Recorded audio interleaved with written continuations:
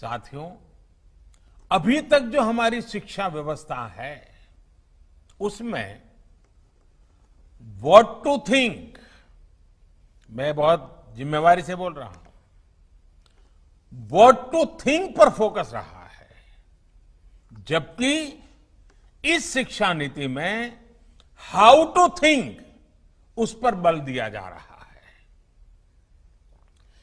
ये मैं इसलिए कह रहा हूं कि आज जिस दौर में हम,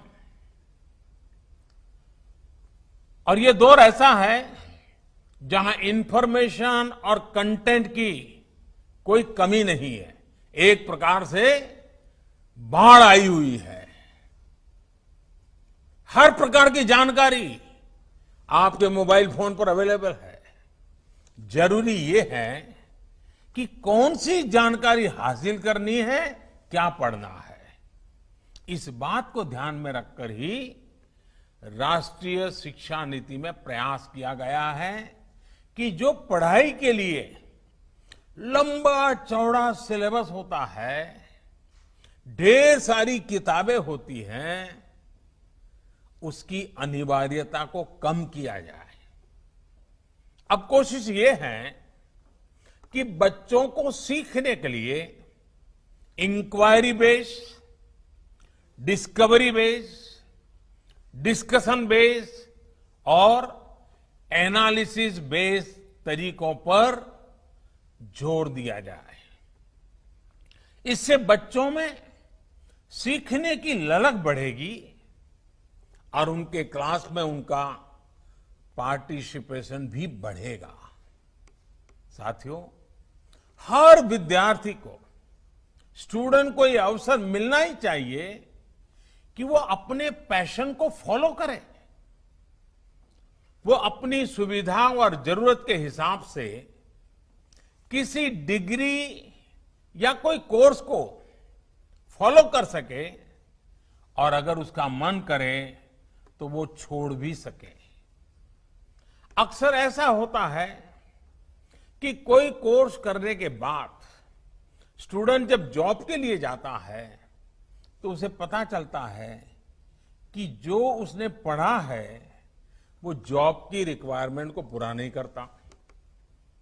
कई स्टूडेंट को अलग अलग वजहों के से बीच में ही कोर्स छोड़कर जॉब करनी पड़ती है। ऐसे सभी स्टूडेंट्स की जरूरतों का ख्याल रखते हुए मल्टीपल एंट्री एग्जिट का ऑप्शन दिया गया है। अब स्टूडेंट वापस अपने कोर्स से जुड़कर अपनी जॉब रिक्वायरमेंट के हिसाब से ज्यादा इफेक्टिव तरीके से पढ़ाई कर सकता है, लर्न कर सकता है। इसका एक और एस्पेक्ट है, जब स्टूडेंट्स को यह भी स्वतंत्रता होगी कि अगर वो कोई कोर्स बीच में छोड़कर दूसरे कोर्स में प्रवेश लेना चाहे तो वो कर सकते हैं। इसके लिए वो पहले कोर्स से एक निश्चित समय तक ब्रेक ले सकते हैं और दूसरा कोर्स ज्वाइन कर सकते हैं। हायर एजुकेशन को स्ट्रीम से मुक्त करने, मल्टीपल एंट्री और एग्जिट क्रेडिट बैंक के पीछे यही एक बहुत लंबे दूर की सोच के साथ हम आगे आए हैं।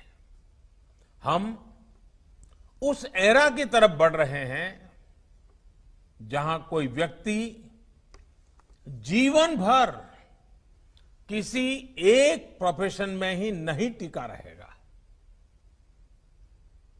बदलाव निश्चित है, मान के चलिए, और इसके लिए उसे निरंतर खुद को रीस्किल और अपस्किल करते रहना ही होगा।